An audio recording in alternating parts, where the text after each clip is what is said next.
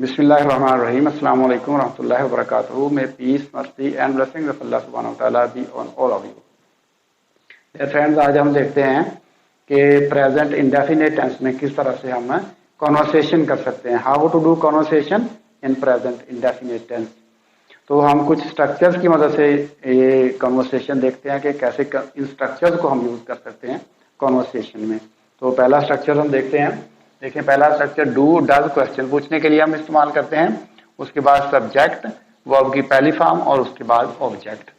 तो जैसा कि प्रेजेंट इंडेफिनिट टेंस में भी बताया जा चुका है कि डू का इस्तेमाल हम करते हैं आई, वी, यू, दे और प्लूरल नाउन्स के लिए, और डज का हम इस्तेमाल करते हैं थर्ड पर्सन के लिए ही, शी, इट और सिंगुलर नाउन के लिए।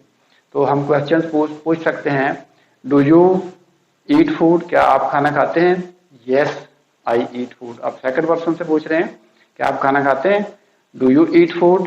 Yes I eat food. हाँ, मैं खाना खाता हूँ। इसी तरह से आप क्वेश्चन पूछ सकते हैं। डू यू प्ले क्रिकेट, क्या आप क्रिकेट खेलते हैं? Yes I play cricket. अगर ना में जवाब मिलता है no I do not play cricket, तो इसमें WH वाले क्वेश्चन भी हम लगा सकते हैं। Why do you play cricket, आप क्रिकेट क्यों खेलते हैं? उसका जवाब आप ले सकते हैं आई play cricket because I like it. मैं क्रिकेट खेलता हूँ क्योंकि मैं इसको पसंद करता हूँ। इसी तरह से आप क्वेश्चंस जो हैं थर्ड पर्सन के बारे में पूछ सकते हैं कि आपके अब्बू क्या करते हैं। तो आपको जवाब उसका मिल सकता है what does your father do. आप क्वेश्चन पूछते हैं what does your father do, आपके अब्बू क्या करते हैं। तो आप बता सकते हैं कि मेरे अब्बू, my father is a teacher, मेरा बाप एक टीचर है। He works in an office, वो एक ऑफिस में काम करते हैं। तो इस तरह से आप इनको यूज करके, स्ट्रक्चर को यूज करके रूटीन के बारे में भी पूछ सकते हैं। यानी अगर आप अपने दोस्त से पूछ रहे हैं, आपके सामने वाले से आप पूछ रहे हैं कि आपकी रोजाना की रूटीन क्या है, व्हाट इज योर रूटीन या what is your daily routine, इस तरह से। तो what does you do every day, आप रोजाना क्या करते हैं? तो वो आपको बताएगा कि मैं रोजाना जो जो डेली की उसकी रूटीन है वो बताएगा कि I get up early in the morning, I go to the mosque to say my fajr prayers, after that I recite some verses from the holy Quran, and then I come back home, I take my breakfast. इस तरह से आपको अपनी routine जो है वो बताएगा। आप थर्ड पर्सन के बारे में भी रूटीन पूछ सकते हैं कि आपके अब्बू क्या करते हैं, या ही क्या करते हैं, आपकी सिस्टर क्या करती हैं, आपकी मदर क्या करती हैं, आपके अब्बू क्या करते हैं। थर्ड पर्सन के बारे में ही, शी, इट, किसी के बारे में आप पूछ सकते हैं आपके अब्बू क्या करते हैं। What does your father do, तो यहाँ पे हम डज यूज करेंगे जब थर्ड पर्सन होंगे। तो what does your father do, उसके आपके अब्बू क्या करते हैं, आप उसकी रूटीन भी पूछ सकते हैं। My father gets up early in the morning, he says his फजर prayers, he recites the holy Quran, he takes his breakfast, he goes to the fields. इस तरह से जुमले जो हैं वो आप थर्ड पर्सन के बारे में भी पूछ सकते हैं, रूटीन के बारे में आप जान सकते हैं ये क्वेश्चन और स्ट्रक्चर को इस्तेमाल करके। तो बिल्कुल सिंपल है। आप क्वेश्चन कर सकते हैं, उनके आंसर्स ले सकते हैं। क्वेश्चन आपके WH वाले भी हो सकते हैं। WH वाले क्वेश्चन जो हैं डू और डज से पहले लगा सकते हैं। What does your father do, आपके अब्बू क्या करते हैं? तो my father does his work in the fields, मेरे अब्बू खेतों में काम करते हैं। My father works in a field, मेरे अब्बू खेतों में काम करते हैं। My father works as a teacher, मेरे अब्बू एक टीचर के तौर पे काम करते हैं। तो इस तरह के जवाब आपको इसमें मिल सकते हैं। तो इससे अगला स्ट्रक्चर हम देखते हैं। उसमें है कि डू और डज का इस्तेमाल करेंगे, उसके बाद सब्जेक्ट, उसके बाद स्टार्ट, और उसके बाद ING वाली फॉर्म स्टार्टिंग, और उसके बाद ऑब्जेक्ट। तो ये यानी जेरेंड फॉर्म है। जेरेंड के बारे में आपने पढ़ा होगा कि जेरेंड ING फॉर्म के साथ बनता है। तो डू डज, उसके बाद सब्जेक्ट, उसके बाद स्टार्टिंग, उसके बाद ऑब्जेक्ट। तो इस तरह के सवाल आप पूछ सकते हैं कि do you start writing a letter, क्या आप खत लिखना शुरू कर देते हैं? इस तरह के सवाल आप पूछ सकते हैं। क्या वो रोना शुरू कर देती है? Does she start weeping. तो इस तरह के क्वेश्चन जो हैं उसमें हम स्टार्ट के साथ जो वर्ब की आईएनजी वाली फॉर्म है वो यूज करके क्वेश्चन हम पूछ सकते हैं। तो इसके क्वेश्चंस आप जितने चाहें पूछ सकते हैं। Does she start using computer, क्या वो कंप्यूटर इस्तेमाल करना शुरू कर देती है। डज शी स्टार्ट वीपिंग, क्या वो रोना शुरू कर देती है। डज शी स्टार्ट रीडिंग, क्या वो पढ़ना शुरू कर देती है। इस तरह के क्वेश्चन, उनके आंसर्स भी आप ले सकते हैं। Yes she starts, yes she starts reading, हाँ वो पढ़ना शुरू कर देती है। No she does not start, she does not start reading, नहीं वो पढ़ना शुरू नहीं करती है। इस तरह से आप इसके क्वेश्चन कर सकते हैं और उनके आंसर्स भी ले सकते हैं। तो स्टार्ट के साथ आईएनजी वाली फॉर्म लगा के प्रेजेंट इंडेफिनिट टेंस का ये स्ट्रक्चर है, इसमें आप क्वेश्चन इस तरीके से कर सकते हैं। तो नेक्स्ट स्ट्रक्चर देखते हैं, इसमें भी डू और डज का इस्तेमाल होगा और कीप ऑन के साथ आईएनजी वाली फॉर्म और ऑब्जेक्ट लगाएंगे। तो इसके सवालात, क्या आप सारा दिन खाते रहते हैं।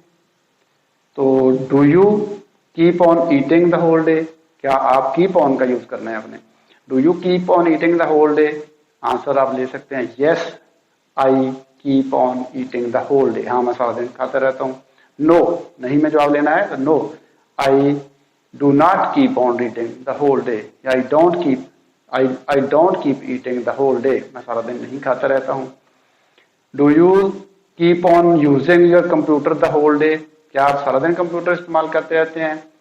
Yes I keep on using the computer the whole day, नहीं में जवाब देना है, तो no I do not keep on computer using the computer the whole day. इसी तरह से थर्ड पर्सन के बारे में अगर आपने मालूमात लेनी है, does your sister keep on playing mobile games, क्या आपकी सिस्टर मोबाइल गेम खेलती रहती है। तो yes my sister keeps on playing the mobile phone, keeps on playing the mobile phone. Keeps जाहिर है कि वो थर्ड पर्सन के बारे में जब भी हम कोई आंसर देंगे तो वर्ब की जो पहली फॉर्म है उसके साथ एस या ई एस का इजाफा करते हैं। तो इस तरह से आप सवालात पूछ सकते हैं और उनके जवाबात दे सकते हैं। और WH वाले जो जिस तरह से हमने पहले क्वेश्चन में यूज किए थे कि why does she keep on playing, वो क्यों खेलती रहती है, इस तरह के सवालात जो हैं वो भी हम इसी स्ट्रक्चर को इस्तेमाल करके पूछ सकते हैं।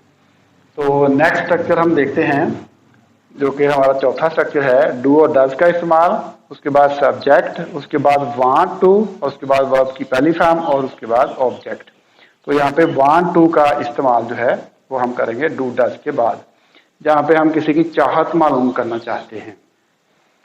किसी की चाहत हम मालूम करना चाहते हैं कि क्या आप खेलना चाहते हैं, do you want to play. क्या आप खाना खाना चाहते हैं, do you want to eat food. क्या आप दौड़ना चाहते हैं, do you want to run. क्या आप कंप्यूटर इस्तेमाल करना चाहते हैं, do you want to use computer. इस तरह के सवालात जो हैं हमें वांट टू का इस्तेमाल करके पूछ सकते हैं। तो उनके जवाबात पॉजिटिव में भी ले सकते हैं, नेगेटिव में भी हो सकते हैं। तो do you want to use computer, क्या आप कंप्यूटर इस्तेमाल करना चाहते हैं। Yes I want to use computer. Do you want to eat food, क्या आप खाना खाना चाहते हैं। Yes I want to eat food, या नहीं में जवाब देना है, तो no I do not want to eat food. तो इसी तरह से डज आप लगा के थर्ड पर्सन के बारे में क्वेश्चन कर सकते हैं। Does your sister want to play cricket, क्या आपकी सिस्टर क्रिकेट खेलना चाहती है। Yes my sister wants to play cricket, हाँ मेरी सिस्टर जो है वो क्रिकेट खेलना चाहती है। तो चाहत के बारे में जो सवालात हैं वो सवालात आप इस स्ट्रक्चर को यूज करके पूछ सकते हैं। वांट टू वाला स्ट्रक्चर जो था किसी की चाहत के बारे में ये यूज कर सकते हैं। तो आगे हमारा पांचवा स्ट्रक्चर है डू डज का इस्तेमाल, उसके बाद सब्जेक्ट, उसके बाद हैव और उसके बाद ऑब्जेक्ट। तो हैव का इस्तेमाल हम मलकियत के इजहार के लिए करते हैं, यानी पोजेशन के इजहार के लिए हम हैव का इस्तेमाल करते हैं। तो देखें, do you have a car, आप पूछ रहे हैं अपने दोस्त से कि आपके पास एक कार है, तो वो आपको कहता है कि yes I have a car, हाँ मेरे पास एक कार है। तो थर्ड पर्सन के बारे में पूछे, does your father have a cell phone, क्या आपके अब्बू के पास सेल फोन है। तो हैव, देखें आपने हैव लगाया, यहाँ पे भी हैव लगाना है। Does your father have a cell phone, क्या आपके अब्बू के पास एक सेल फोन है। तो अगर आपको आंसर हाँ में मिलता है, yes my father has a cell phone, हाँ मेरे अब्बू के पास एक सेल फोन है, तो यहाँ पे आप हैज का इस्तेमाल करेंगे। तो नेगेटिव और क्वेश्चन में हैव, और जब आपको पॉजिटिव आंसर मिलता है थर्ड पर्सन से, तो फिर आप हैज का इस्तेमाल करेंगे। तो does your sister have a computer, does your sister have a computer. तो yes my sister has a computer. अगर नो में जवाब मिलेगा, no my sister does not have a computer. तो डज नॉट में have, my sister does not have a computer. तो इस तरीके से हम इस स्ट्रक्चर को इस्तेमाल करके मलकियत वाले सवालात जो हैं, किसी की मलकियत पोजेशन वाले सवालात जो हैं, वो हम पूछ सकते हैं और उनके जवाबात ले सकते हैं। तो कॉन्वर्सेशन के लिए आपको ये तमाम जो पैटर्न समझने, इनको तमाम जो ये स्ट्रक्चर्स हैं, अगर आपको पता है तो इन तमाम स्ट्रक्चर्स को आप ज़रूरत के मुताबिक इस्तेमाल करके अपनी गुफ्तगू को ज़्यादा इफ़ेक्टिव बना सकते हैं, अपनी गुफ्तगू को ज़्यादा अट्रैक्टिव बना सकते हैं, और मौका माल के हिसाब से आप इन तमाम स्ट्रक्चर्स को यूज़ कर सकते हैं। अगर आपको इन तमाम स्ट्रक्चर्स का पता है तो आप प्रेजेंट इंडेफिनिट टेंस में गुफ्तगू करने में आपको किसी किस्म का कोई प्रॉब्लम नहीं होगा। Your conversation become lot more easier, will become lot more easier if you start using all these structures। अगर आप इन तमाम स्ट्रक्चर को इस्तेमाल करना शुरू कर देंगे तो आपके लिए कॉन्वर्सेशन का जो है वो इतना बड़ा इशू नहीं रहेगा। आप आंसर्स ले सकेंगे, क्वेश्चन कर सकेंगे, आंसर्स ले सकेंगे, इंटरव्यू कर सकते हैं, इंटरव्यू से आप किसी से मालूमात उगलवा सकते हैं। तो ये तमाम स्ट्रक्चर्स का जानना जो है वो ज़रूरी है। जिनको ये तमाम स्ट्रक्चर्स नहीं आते, एक आता है या दो आते हैं या तीन आते हैं, तो उनके लिए फिर पूरी गुफ्तगू करना मुश्किल हो जाती है। तो उम्मीद है कि आपको इसकी समझ आ गई होगी। तो फिर वक्त इस वीडियो से अल्लाह हाफिज़, अस्सलाम वालेकुम रहमतुल्लाहि व बरकातुहू।